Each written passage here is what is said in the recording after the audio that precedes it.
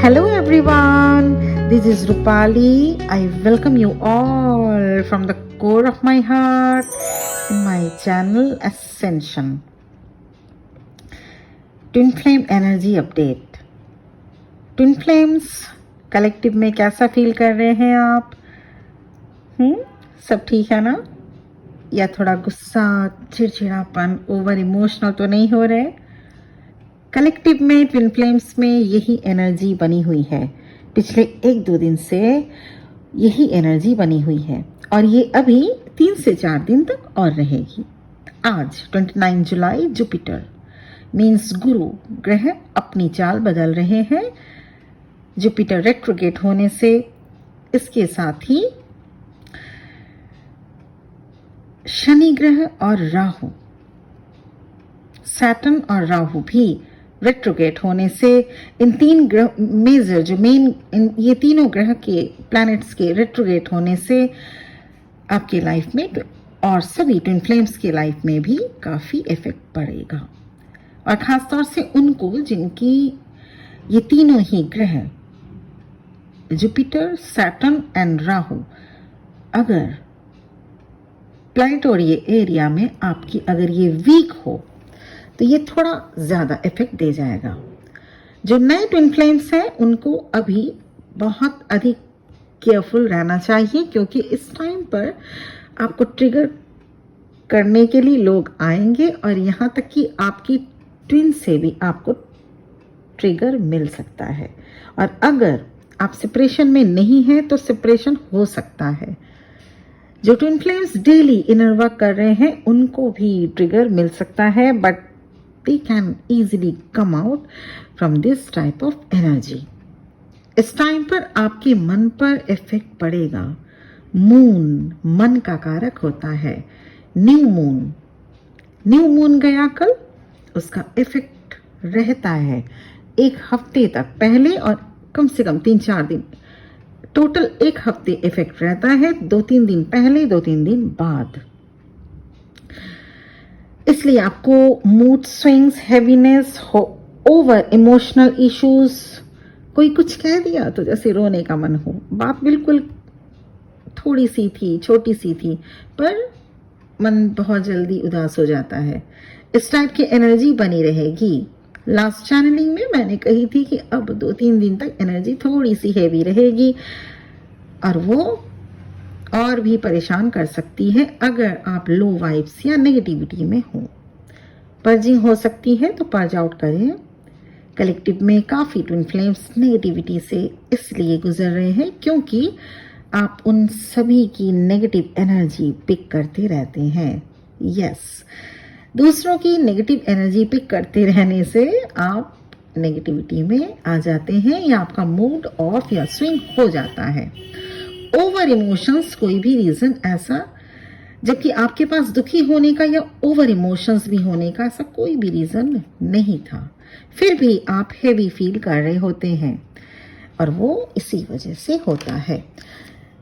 जितनी भी आपकी नेगेटिविटी है, जितनी भी शैडो साइड्स हैं, उनको हील करें।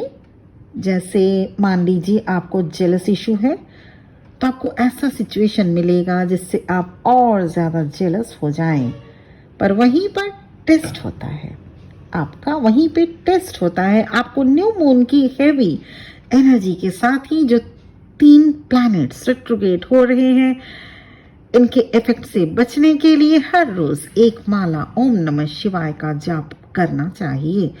और अगर वो नहीं कर पाए तो मन ही मन किसी भी मंत्र का जाप करें जिसे अजपाजप कहते हैं। जितने भी अनहील्ड इश्यूज हैं वो हील करने की ज़रूरत इस टाइम में है। आपको इनर पीस से कोई कॉम्प्रोमाइज़ नहीं करना है। सिर्फ आपका जो भी गलत नेचर है वहीं पर चोट किया जाएगा ताकि आप देख सकें, जान सकें और उसे अपने से दूर कर सकें। अगर आपको गुस्सा बहुत आता है तो इस दौरान आपको लोगों से ट्रिगर मिल सकते हैं। ऐसे में अपनी जुबान पर कंट्रोल रखना होगा। आपको किसी की बातों से रिएक्टिव नहीं होना है। जब तक बात सच में बहुत बड़ी ना हो उसे जाने दें। Don't need to react in each and every action of others. किसी से ज्यादा बात मत करें, साइलेंट जोन में रहें, be patient, don't lose your positive energy. इस टाइम पर थोड़ा डोनेशन या कुछ ना, अगर कुछ ना भी कर पाए तो छत पर या बालकनी में बर्ड्स के लिए दाना पानी रखें। ऐसा इसलिए किया जाता है क्योंकि जब भी एनर्जी कुछ हेवी हो तो अपने आप को बैलेंस में लाने के लिए दूसरों से ब्लेसिंग्स की और भी जरूरत हो जाती है, वो भी अगर कोई नीडी पर्सन हो या कोई बेजुबान जानवर से ली हुई ब्लेसिंग्स बहुत काम आती है। और ये ऐसा छोटा छोटा काम है जो किया जा सकता है ना। तो अभी फटाफट से रख के आइए। अगर आप घर पे हैं, नहीं है घर पे, तो बाहर अगर कोई डॉग, स्ट्रे डॉग या कुछ दिख रहा है, बिस्किट खरीद के, ब्रेड खरीद के, कुछ भी खरीद के दे दीजिए। 3-4 दिन बाद ये टाइम नॉर्मल हो जाएगा। कलेक्टिव में डीएमडीएफ दोनों को ही अननेसेसरी बिना किसी बात के रोना आ सकता है, मन उदास सा हो सकता है। ईश्वर का नाम लेना और उनके ध्यान में रहने से अभी के हेवी एनर्जी वाले टाइम से आप बिल्कुल निकल जाएंगे। रोज सॉल्ट बाथ लें, पानी में थोड़ा सा नमक डालकर रोज नहाएं, और लॉक करें, घर में रोज कपूर जलाएं, और कोई बहुत जरूरत ना हो तो ट्रैवल ना करें। आपको ये समझना होगा कि आप प्रोटेक्टेड हैं और आपको अभी मेडिटेशन करना ही करना है। इस दौरान मेडिटेशन जरूर करें, मन लगे चाहे ना लगे, जरूर बैठिए करने को। और नेगेटिविटी से बचने के लिए, हाई वाइब्स में जाने के लिए सबसे एक फटाफट वाला उपाय मैं बता रही हूँ। नेचर के पास जाइए। अगर आपके घर में गार्डन है, लॉन है, वहां पे बैठिए, नहीं है पार्क में चले जाइए। सी बीच एरिया में, अगर आप सी साइड एरिया में रहते हैं तो सी साइड में, सी बीच में चले जाइए। हिल एरिया में रहते हैं तो उससे अच्छा तो नेचर कहीं और हो ही नहीं सकता। और कुछ भी नहीं है, कुछ भी नहीं है तो छत पे जा सकते हैं। छत पे जाइए, आसमान को निहारिए, देखिए तो सूर्य की रोशनी को देखिए, देखिए तो कितने सारे बर्ड्स जा रहे हैं, आ रहे हैं, कितना विशाल गगन है ये हमारा, कौन रचा है। इन सब चीजों को सोचिए। जैसे ही आप ईश्वर से कनेक्शन जोड़ते हैं, आपको तुरंत हाई वाइब्रेशन मिलती है और इमीडिएट आपकी नेगेटिविटी दूर हो जाती है। नेचर के पास जैसे ही आप जाएंगे, आपको पॉजिटिव एनर्जी फिर से रिस्टोर हो जाती है। घर पर हैं तो बेयरफुट चलें। अभी डीएमडीएफ को एक दूसरे की मिसिंग एनर्जी मिल सकती है। कलेक्टिव में जैसे डीएफ परेशान है ना, डीएम उससे भी अधिक परेशान है, बिना किसी वजह की परेशानी जिसको आप कह सकते हैं। और अब करना यही है आप लोगों ने तो जान लिया कि ये प्लैनेटरी जो चेंजिंग हो रही है अभी, उसके चलते ये सब हो रहा है। अभी 2-3 दिन पहले ही, मेरी 3 दिन पहले की जो चैनलिंग है, मैंने बता दिया था कि अभी 3 दिन बाद, मतलब कल से जो टाइम है थोड़ा सा हेवी रहेगा। ये सब इसलिए हो रहा है, इसलिए इसे समझते हुए पॉजिटिविटी में आइए। अगर फिर भी आप डाउन हो रहे हो तो थोड़ी देर रेस्ट ले लें, थोड़ी देर सो जाइए। आप में से कुछ डीएफ हाई वाइब्रेशन एनर्जी में भी हैं, उनके लिए चैनलिंग हुई है कि आपको इसी एनर्जी में बने रहना है। और इसी एनर्जी में बने रहने के लिए अपने एनर्जी को लॉक करिए। और ये जो नेगेटिविटी में जा रहे हैं उनके लिए भी एप्लीकेबल है। और किसी से भी बात करने से पहले, चाहे वो डीएम ही क्यों ना हो, ओम नमः शिवाय का मन में एक बार नाम जरूर ले लें, या किसी भी मंत्र का नाम जप जरूर ले लें, ताकि आपसे कोई भूलवश भी कोई ऐसी बात ना निकल जाए जिससे आप ट्रिगर हो जाए या वो ट्रिगर हो जाए। बाकी सब कुछ ठीक हो जाएगा। 3 से 4 दिन तक कुछ एक्स्ट्रा प्रोटेक्शन लेकर आपको चलना होगा। फिर जैसे ही 8-8 का पोर्टल पास आने लगेगा, अब देखना कि आपको कितना कुछ अब्यूंडेंस देकर जाएगा। और इसको एंजॉय करने के लिए थोड़ा सा इनर वर्क और बढ़ा दें, और साथ ही पानी खूब पिए। इस दौरान हार्ट चक्र की आपकी हार्ट पल्पिटेशन बढ़ी रहेगी, नींद काफ़ी आ सकती है। लोअर पार्ट में, बॉडी में लोअर पार्ट में पेन रहेगा, पैरों में तो पेन बिल्कुल पॉसिबल है। पिंपल्स पिंपल्स निकल सकते हैं आपको, रैशेस निकल सकते हैं आपको, हेयर फॉल कॉमन रहेगा। कुछ दिन बाद ठीक चैनलिंग हुई है, ठीक 2 से 3 दिन बाद सब कुछ ठीक होगा, सब कुछ। जैसे आप लोग पहले हाई वाइब्रेशन में रहते थे, मोस्ट ऑफ द टाइम आप खुश रहते थे, बिल्कुल वैसा ही होगा। और अभी भी कुछ डीएफ्स इस न्यू मून वाले और जो 3 प्लैनेट्स जो रिट्रोगेट हुए हैं, कर रहे हैं, उनसे कोई इफेक्ट भी उनको नहीं हो रहा है। They are all maintaining their balance, positivity they are maintaining. तो ऐसे भी आपको ऐसे ही बनना है। लेकिन हाँ, कलेक्टिव में अगर मैं बात करूं तो कलेक्टिव में तो डीएफ और डीएम दोनों की ही एनर्जी काफ़ी हैवी, काफ़ी लो, काफ़ी इम्बैलेंस, काफ़ी एक मूड ऑफ सा सिचुएशन, या ऐसा लग रहा है कि जैसे बस अब जिंदगी में कुछ बचा ही नहीं है। और एक अंदर से जैसे एक लगता है ना, जब मूड ऑफ होता है या जिंदगी में कुछ जैसे कुछ, जबकि हुआ ही कुछ ही नहीं, कुछ नहीं हुआ है, कुछ प्रॉब्लम नहीं, पूछिए देखिए तो बता नहीं पाएंगे क्या है। किस लिए आंखें नम हुई जा रही हैं, किस लिए इतने परेशान हैं, किस लिए इतना गुस्सा आ रहा है, कुछ भी एक प्रॉपर रीजन नहीं है, लेकिन है। क्यों है? जाते जाते इसलिए है क्योंकि आप अपने ही डिवाइन सोल ब्रदर्स और सिस्टर्स की भी, मतलब कलेक्टिव ट्विन फ्लेम्स ज़्यादातर ऐसे ही हैं, उन कलेक्टिव ट्विन फ्लेम्स की जब एनर्जी रिसीव करती हैं, जब एनर्जी रिसीव आप लोग कर पाते हैं, तो आपको ऐसा फील होता है। इससे कौन बच सकता है? सिर्फ वही जो अपने वाइब्रेशन को कंप्लीटली हाई कर लिया हो। इससे कौन बच सकता है? वो जो बिल्कुल इतने हाई वाइब्स में आ गया है, इतने इवॉल्व सोल हो गए हो, उनको अब लो वाइब्स से या ऐसे न्यू मून, फुल मून से इफेक्ट नहीं पड़ता। आपको भी इसी पोजीशन पे आना है, and you definitely you can. There is not anything impossible, there is nothing like that. जब हम लोग कर पाए हैं, आप भी कर पाएंगे।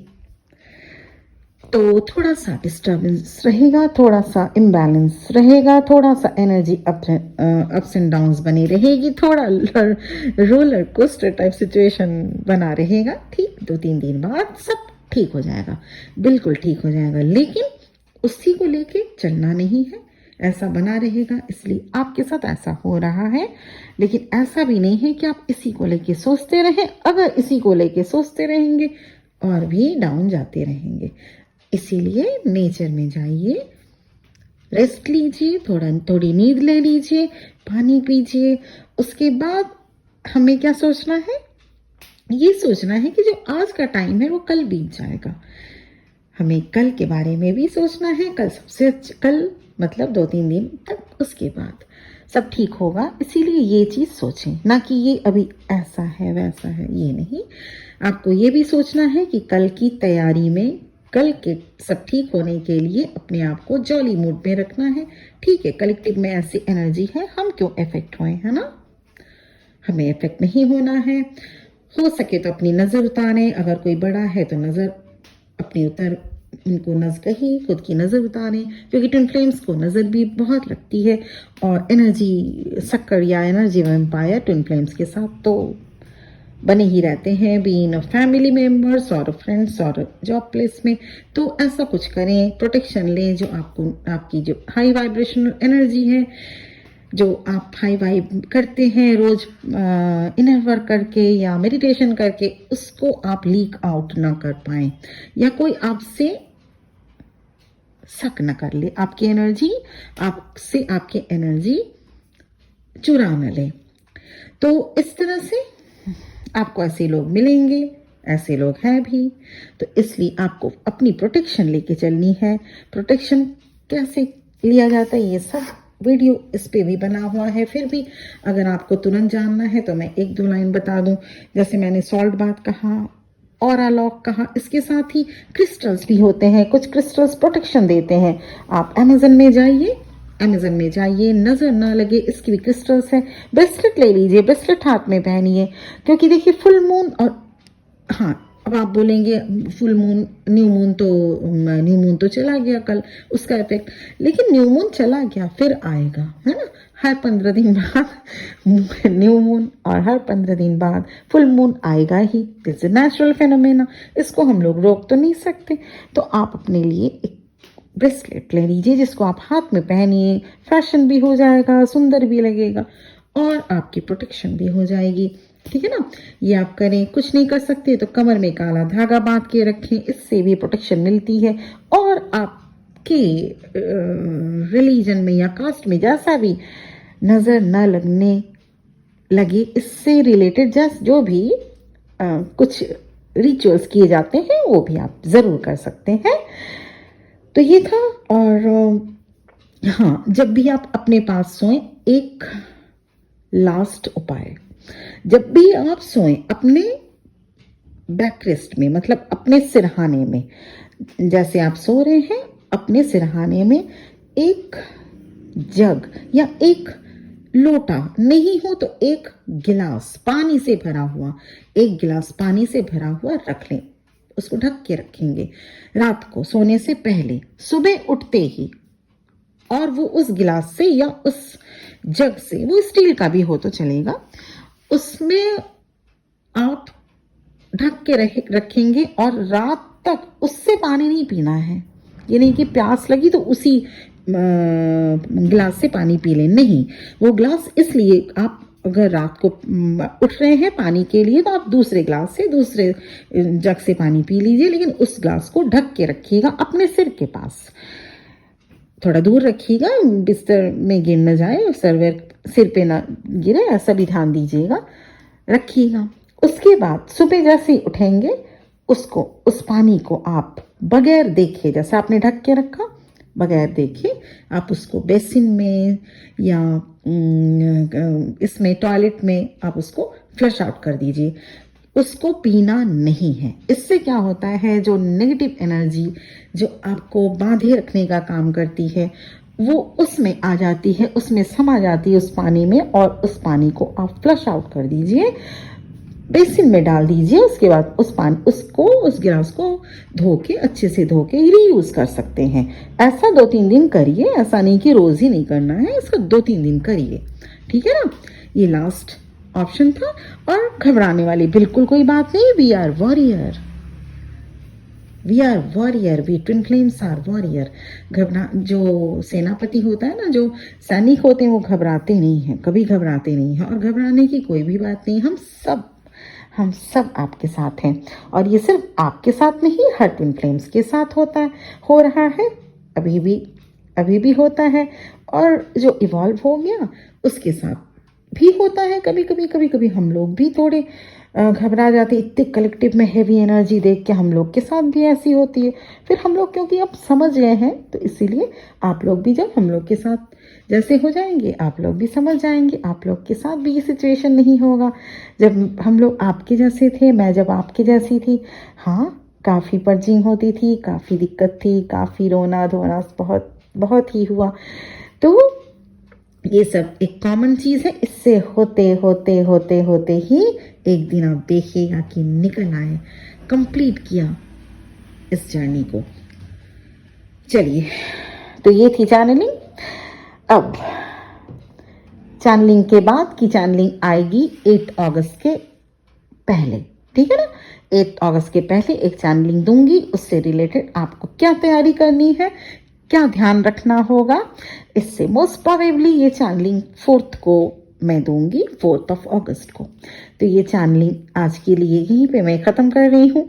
अपना ध्यान रखिए, कुछ प्रोटेक्शंस लेना ज़रूरी है। अगर जैसे ही आप मेरे वीडियो को सुनते हैं तो प्लीज़, अगर हो सके, प्रोटेक्शन ज़रूर लीजिएगा। और बेल आइकन को प्रेस ज़रूर कर लें ताकि मैं जब भी वीडियो डालूं, मैं वैसे रोज़ ही डालती हूँ, आपको आप तक सबसे पहले पहुँचे। और मेरी ब्लेसिंग्स के साथ मैं ये वीडियो एंड कर रही हूँ अभी। बहुत बहुत खुश रहिए बहुत, और प्रोटेक्शन ज़रूर लीजिएगा। ओम नमः शिवाय।